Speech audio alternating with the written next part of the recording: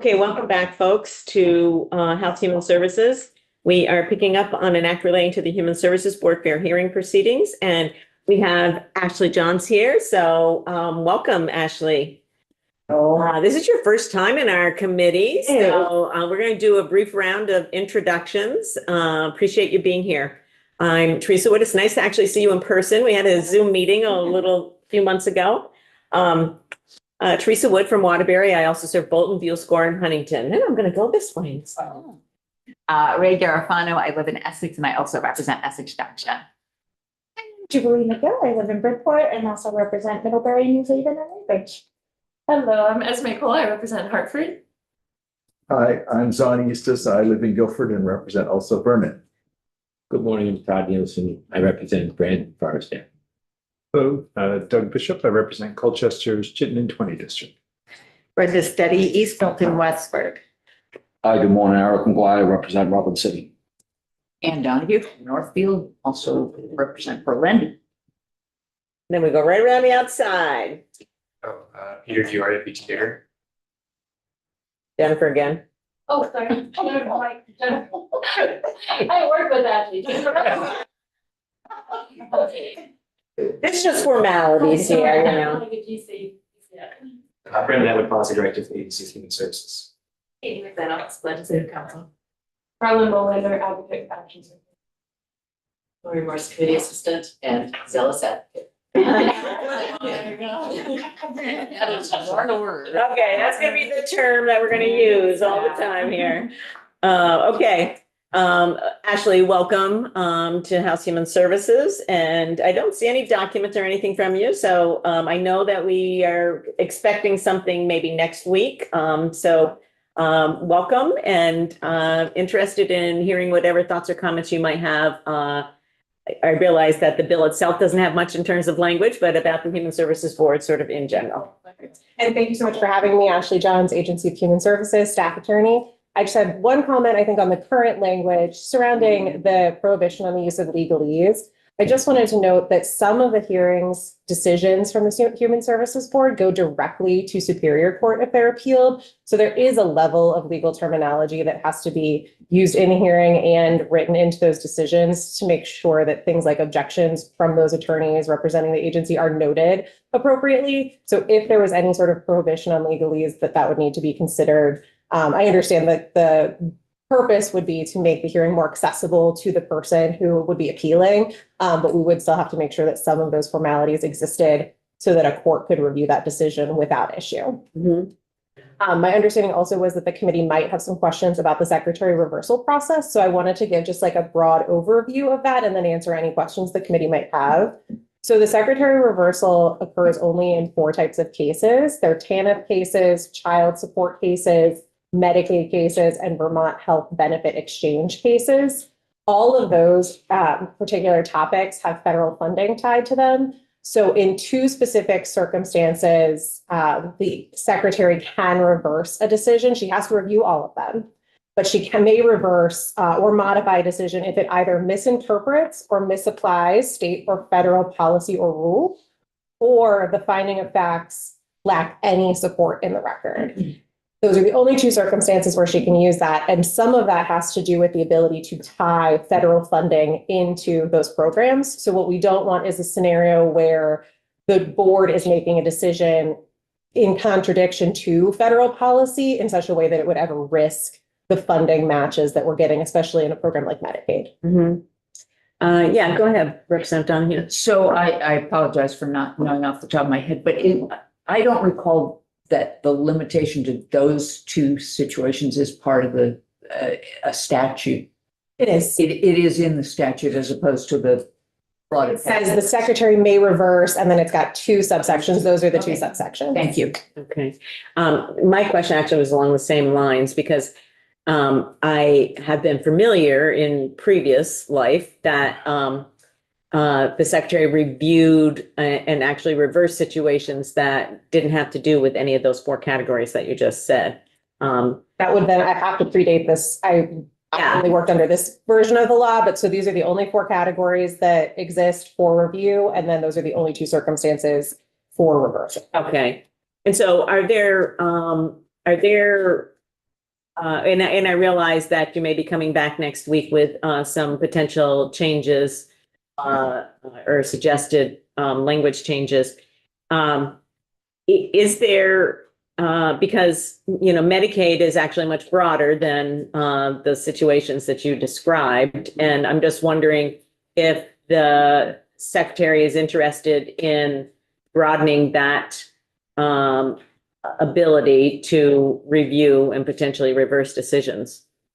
I can certainly inquire and come back to that next week. Medicaid is one of the four, so all Medicaid circumstances that go So all Medicaid. are reviewed. Okay, so that's where it came into consideration under Dale previously, because it was a Medicaid service, so it was all Medicaid. Okay, all right. That helps to clarify that. Okay, sorry. That's all I Was have, that- unless there are other questions I can answer about the process or anything else from the agency's perspective that you need prior to some written testimony next week. Okay, thank you. I'm going to ask a little bit about, we've had some discussion here earlier this morning about sort of the feedback loop. We realize that the Human Services Board is independent of the, and that's what their role is to review, and they need to be independent. I get that. I guess the feedback loop back to departments or back to the Agency of Human Services. So has there been any efforts by AHS to ask for feedback from the Human Services Board or Human Services hearing officers about cases that they see? So a couple of examples are, we know that they've seen sort of multiple cases in at least one department of the sort of same or similar decision, and yet those kind of cases keep still coming up. And that could certainly reduce the caseload at the Human Services Board if the department was able to either do more training, or if it needs to be a rule change, or, whatever it needs to be. So does AHS take a sort of like a broad review of those kinds of things? It doesn't seem, we've already learned that it doesn't seem like those are really reported back to the departments. It feels more like the departments kind of on their own have to make some decisions, but it does feel like at an AHS level that there should be some sort of review of things that maybe continue to come before the board, and yet the board's decisions seem to be consistent, and sending them back saying, either the person is eligible, or maybe in this case, the person isn't eligible, whichever. But of course, we want to be as efficient as possible, and we don't want to put people through a process that they don't need to go through if there's been sort of consistent rulings by the Human Services Board or the fair hearing officers that their belief that the department has not implemented their own rules appropriately.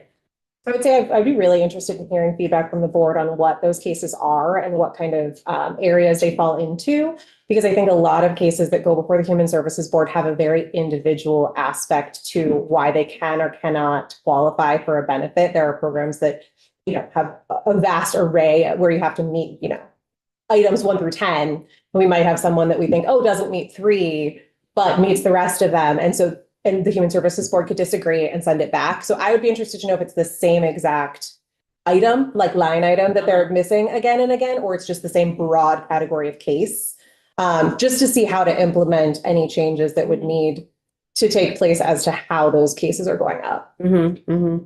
One of the things that we've talked about is it seems like this sort of like whole process could benefit from sort of some external assistance. And I'm going to refer to you, Madam Vice Chair, because this is your question. So the state, I don't know if you're aware, but there's a chief performance officer, and they have systems in place that helps various agencies, departments, divisions in, using different tools to map processes, to identify pain points, inefficiencies, improvements.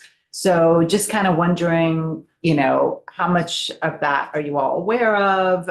Is it something you would consider? Because to me, when I hear about this, when there's two different narratives, right? Like you know, the people experiencing the appeals are having their experience, and the administration has their experience, and the hearing officers, right? So to really, it would really benefit from a process map. Mhm. What's happening? When is it happening? Is it absolutely needed? What can we do to improve it?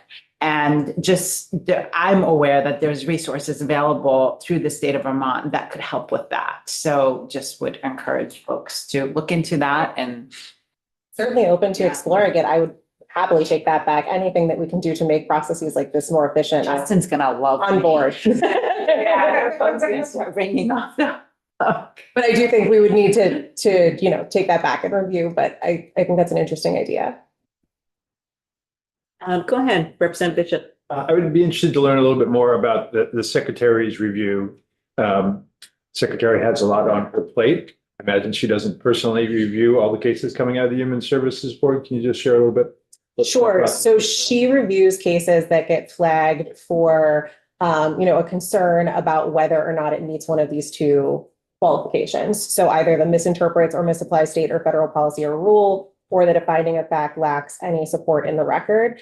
If the AAG that represents the agency and the department review the Human Services Board decision and they say, okay, this doesn't meet either of those, she does not have to review that decision, because the other caveat to this is if she takes no action, it just goes into effect. So she does not personally have to read that decision. However, if it is flagged for one of those two potential issues, that would come to her, and then also to legal counsel in her office. So myself and we would review those specific decisions that may meet those two criteria and decide how to proceed. In a very quick turnaround, I will say we only have 15 days in the statute to get it from the AAGs, decide what's going to happen, apply the rules, and then send out a decision. So we do get a quick turnaround for the applicant if that's going to happen. The thoughts or questions for this witness? I think we will have more when you bring back some of your written testimony and suggestions next week. But do you know how many cases on average that get to the secretary level? Or so I guess my question is, in terms of process, do those cases in the categories, do they automatically come to the secretary's office and you make a decision about whether to review them? Or are they upon request of somebody that they get, you know, like the department? So the department would flag the case for us. We would review it and then decide where to go from there. I can't tell you exactly how many we've reviewed, but I can tell you that in the last 4 to 5 years, there've only been 2 reversals. Okay, sure. And so the department has the ability to flag a case. Does the person who is appealing have the ability to flag a case? The person who is appealing would appeal to court. Okay. So I suppose they could ask the secretary. I would have to reread the statute, but I think this is this is a secretary review to make sure that we followed policy or rule, and then that the facts support everything, or something supports any of the facts that were made as findings of fact from the record. So this is a simplistic way of looking at it, but is it essentially what you're saying, that it's your thought that this is the appeal process, if you will, for a department, if the department disagrees with the decision of the Human Services Board?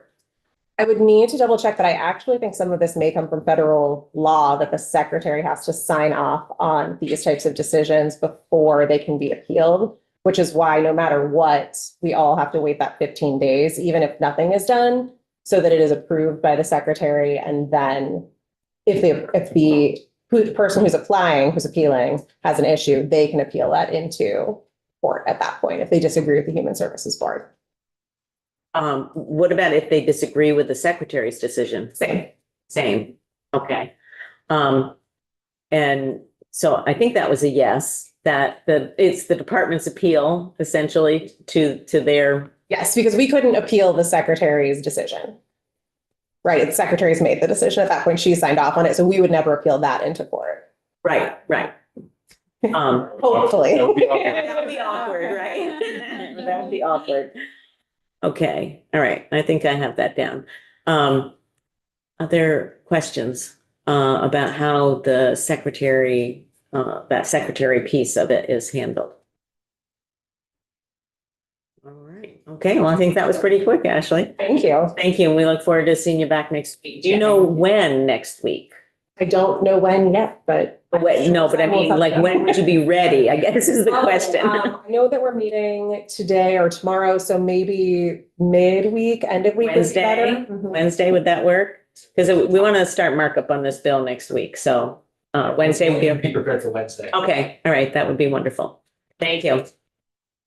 Okay, folks, you're gonna get a little bit longer for lunch today, aren't you glad? So we'll be on the House floor with H91. That's the floor is pretty light, and I'll be honest, we don't have anything scheduled for after floor today. So not knowing what the floor is going to be like. Now, we're going to have to change that for tomorrow, but for today, you can work on your individual constituent work and individual projects that you may have pending. Because it looks like there's even less tomorrow. That's what I said. I'll be working on that schedule for today. So